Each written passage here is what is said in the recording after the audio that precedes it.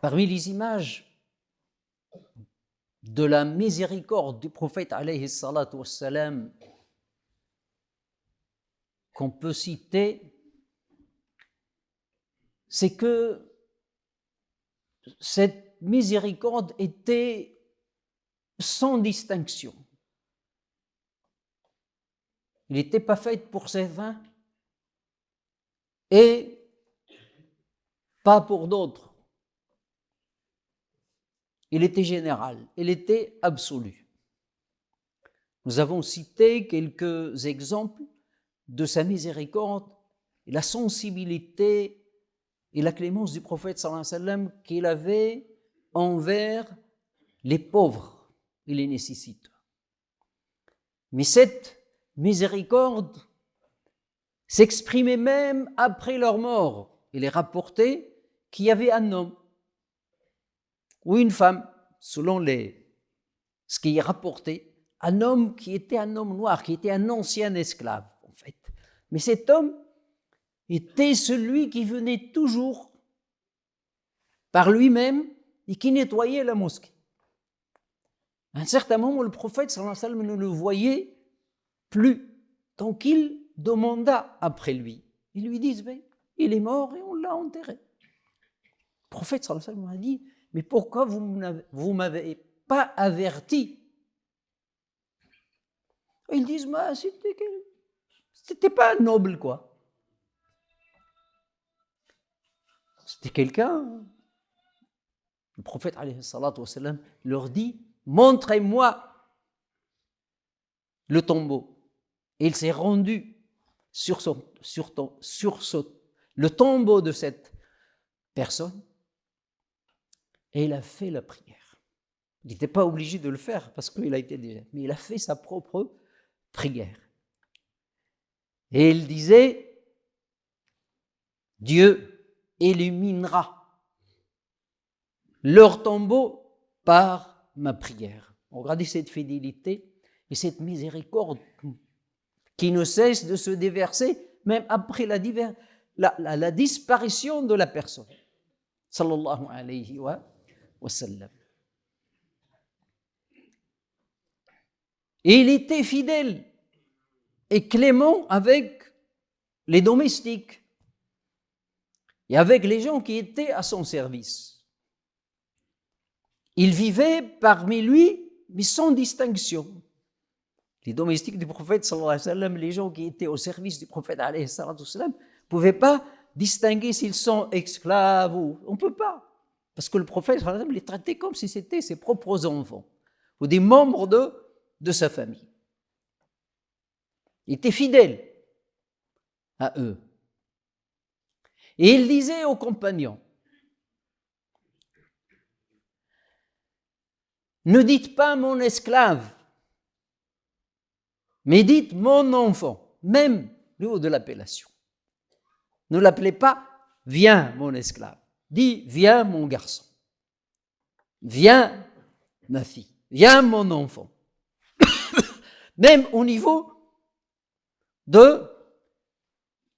du vocable à utiliser, il a son importance.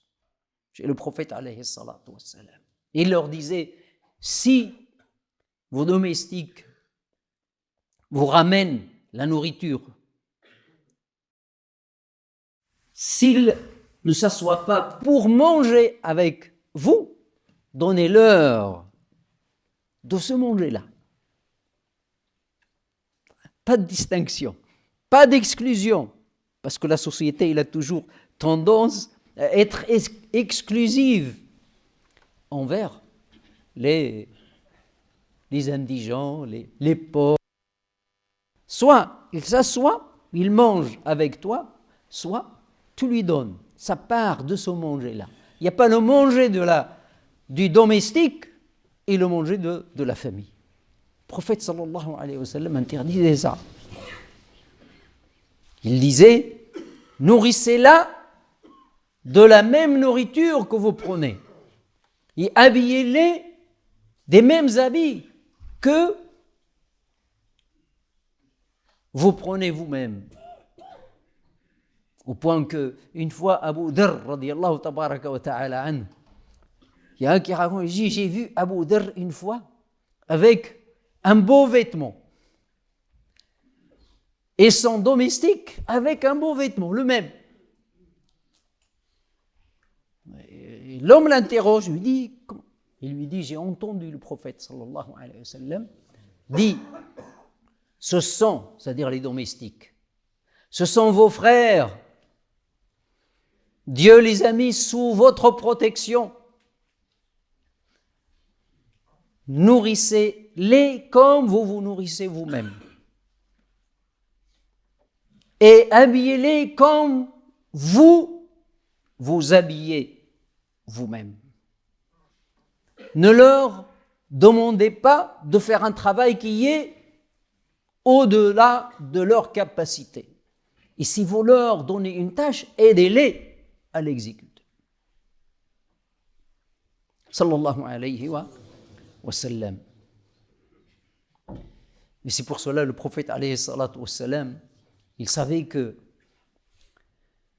dans la société, il y avait cette exclusion, cette séparation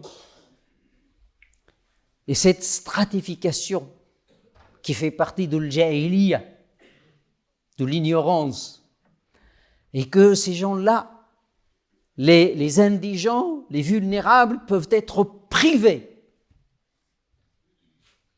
de leurs droits, peuvent être privés de la miséricorde qui est pour tout le monde. Il disait, sallallahu alayhi wa sallam, quand il libérait les esclaves, il leur donnait une part d'argent, du trésor. Le trésor, l'équivalent du trésor public, pour qu'ils puissent démarrer leur vie. Parce que avoir sa liberté, quelquefois, c'est plus dur. Parce que l'esclave, il est nourri, il est vêtu, mais quand il est affranchi, il n'a rien. La situation peut être pire.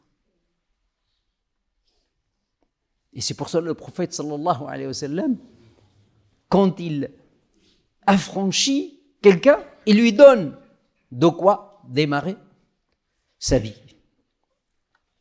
La miséricorde qui débordait du prophète, ou du cœur du prophète alayhi salatu wa sallam, s'est exprimée de plusieurs façons. L'aide, le sourire, le fait de rester avec ces gens vulnérables, discuter avec eux, les soulager moralement, et quelquefois, il s'exprime par les larmes. Sallallahu alayhi wa sallam. Le prophète était très sensible.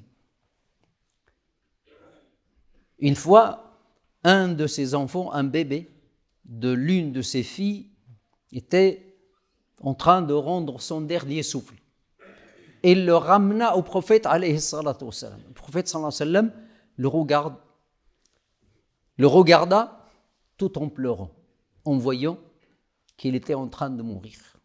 Et un compagnon l'interpelle, lui dit, c'est quoi ça, le prophète sallallahu alayhi wa sallam? On a tous des enfants, on les perd.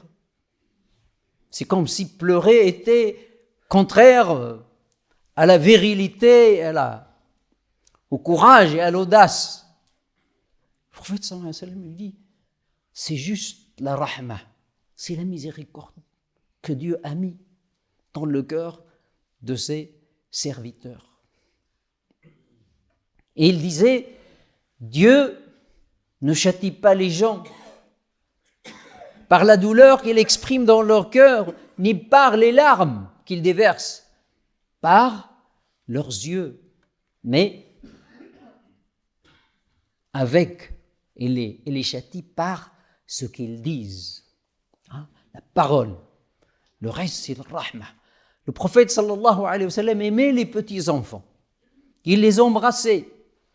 Et quand les Bédouins le voyaient, ils lui disaient, mais vous faites quoi? Vous embrassez les enfants dans votre culture, dans votre famille. Et le prophète sallallahu alayhi wa sallam lui dit, dit à un d'eux qui lui dit « Moi, je ne sais pas combien d'enfants, je n'ai jamais embrassé un seul. » Il lui dit « Mais je n'ai rien à faire pour toi si Dieu a enlevé la miséricorde de ton cœur. » Voilà une image du prophète sallallahu alayhi wa sallam, et les images sont très, très nombreux. Une fois dans une bataille un peu spéciale, où les polythéistes, les mécréants qui sont venus combattre les musulmans à l'époque du prophète alayhi salatu wa sallam, ont ramené leurs enfants et leurs femmes avec eux. C'est une tactique qu'ils faisaient pour que les gens restent sur le champ de bataille, n'abandonnent pas leurs enfants. Mais à la fin de la bataille, le prophète sallallahu alayhi wa sallam a vu qu'il y avait quelques enfants qui ont été tués, victimes collatérales. Il était très triste. Il disait non, non, jamais. Ne tuez jamais d'enfants. Les gens disent, mais c'était les enfants des ennemis, ils sont des mécréants. Ils disent, les enfants, ce sont des enfants. Ce sont des humains qui sont dans l'état naturel, primordial, fitra. Ils sont innocents. Jamais. On ne tue pas les enfants, on ne tue pas les femmes, on ne tue pas ceux qui ont des armes. Quand on voit aujourd'hui comment les bombes tombent pour tuer des milliers d'enfants, des milliers de femmes, des milliers de vieillards, on se demande dans quel monde on est. On n'est plus dans cette rahma, dans cette conception de rahma qui est une valeur que le prophète sallallahu alayhi wa sallam n'a pas seulement apportée, mais il disait que c'est la part et le mérite de chaque être humain. Mais quand on voit l'appel à tuer, à écraser, à raser tout le monde, à détruire des bâtiments tout entiers, un enfant, toutes les 30 minutes, meurt à Gaza. C'est une information comme ça. Plein d'enfants sont tués, égorgés, et des femmes au Soudan, etc., etc. أسأل الله تبارك وتعالى أن يجعلنا وإياكم من يستمعون القول فيتبعون أحسنه.